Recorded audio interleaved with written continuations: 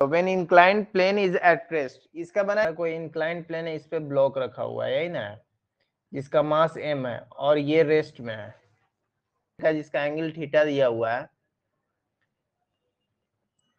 तो हम क्या करेंगे इसमें, तो इसको देखो यहाँ पे एंगल क्या हो जाएगा, ये तुम्हारा देखो 90 हो जाएगा, और ये देखो ये 90, ये नॉर्मल 90 डिग्री बनाएगा।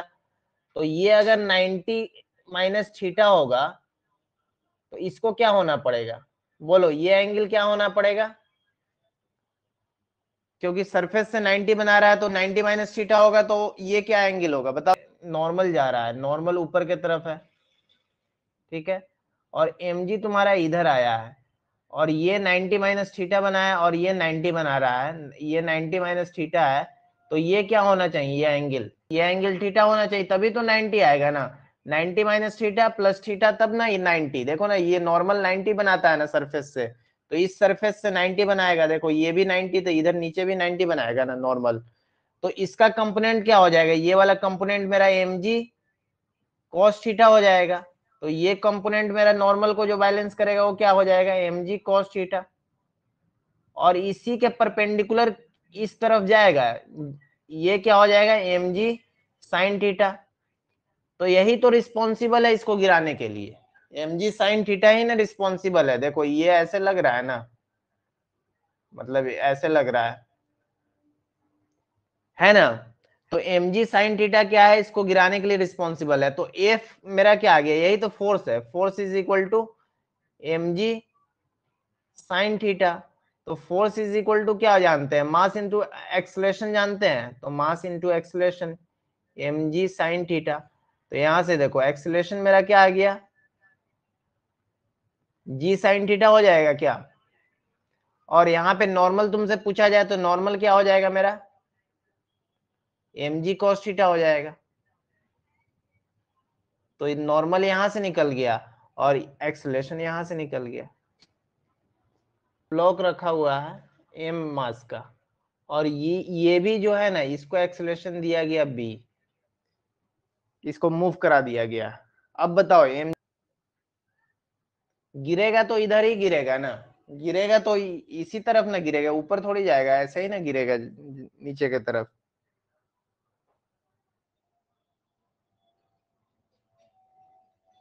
देखो यहाँ पे क्या लगेगा, ध्यान देना, mg तो तुम्हारा कंफर्म है नीचे लगता है, mg कंफर्म हो गया कि नीचे लगता है। नॉर्मल तुम्हारा 90 डिग्री पे लगता है, लगा दिए, और यहाँ पे नॉर्मल ऐसे आएगा, और ये थीटा हो जाएगा 90 माइनस थीटा की वजह से। अब यहाँ पे देखो b जो है तुम्हारा ऐसे आएगा, b जो है तुम्हारा ऐसे जा रहा है, तो ये देखो ये भी तो थीटा है कि नहीं, b के साथ, समझ में आ रहा है, ये b है तुम्हारा, b को हम यहाँ पे कर दिए, ये वाला को कर सकते हैं ना कि यहाँ पे लगा रहा है। कंसेप्ट आता है सूडो फोर्स का, अगर इसको धक्का दे रहा है, यहाँ पे लग रहा है, एक्शन का रिएक्शन होता है ना, तुम लोग जानते ही हो। तो ये इस पे लगा रहा है, एक ये सरफेस पे लगा रहा है ना, ये जो तुम्हारा आ रहा है बी, तो इसके अपोज में भी तो एक फोर्स लगेगा जो इस ब्लॉक पे लगाएगा।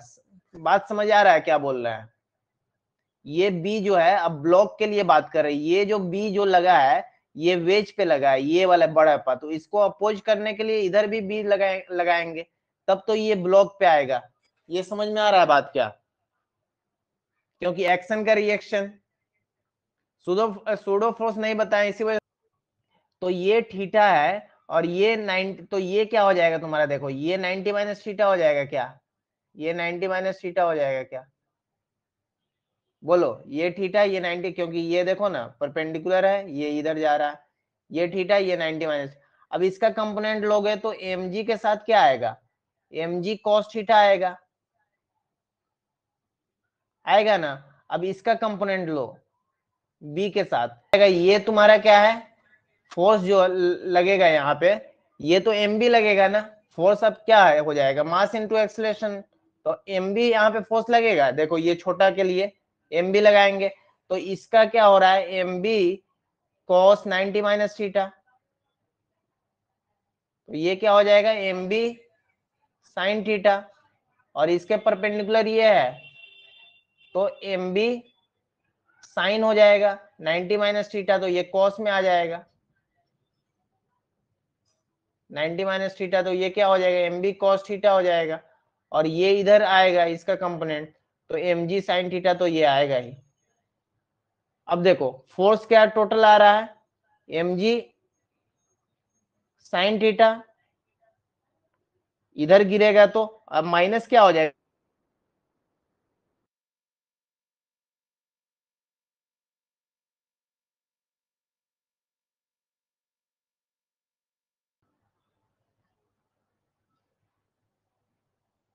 अब आ गया mg है तो mg cos थीटा लिखे हैं और mg sin थीटा, ये तो समझ में आ गया होगा।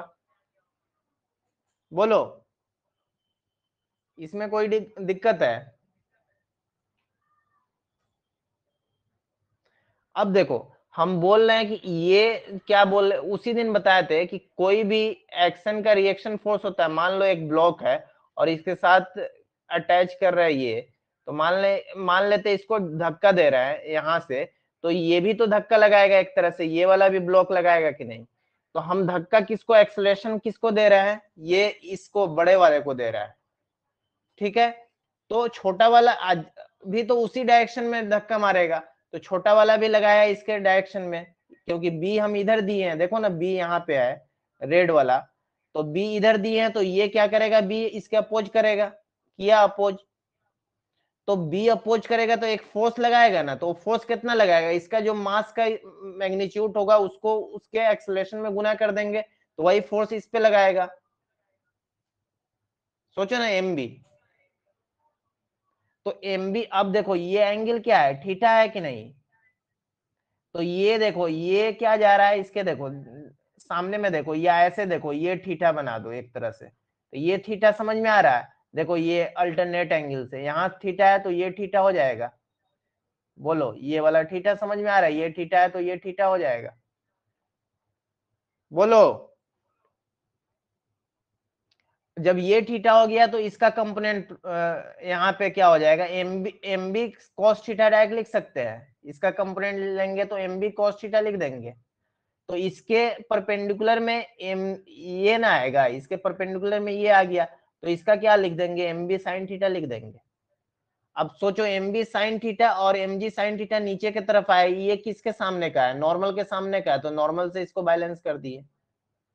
इसी तरह से देखो गिरेगा अभी भी ब्लॉक तो नीचे ही की तरफ ना, इधर ही ना गिर रहा है, तो एम जी साइन थीटा तो गिराएगा, लेकिन उसमें क्या अपोज कर रहा है, M B cos theta oppose कर रहा है कि नहीं, तो इसी वजह से एम बी कॉस थीटा को माइनस किए हैं, तो इसका टोटल फोर्स आया है। तो force is equal to mass into acceleration होता है, यहां से एम को कॉमन किए, A is equal to G sine theta minus B cos theta लिख दिए। बोलो अब भी डाउट है?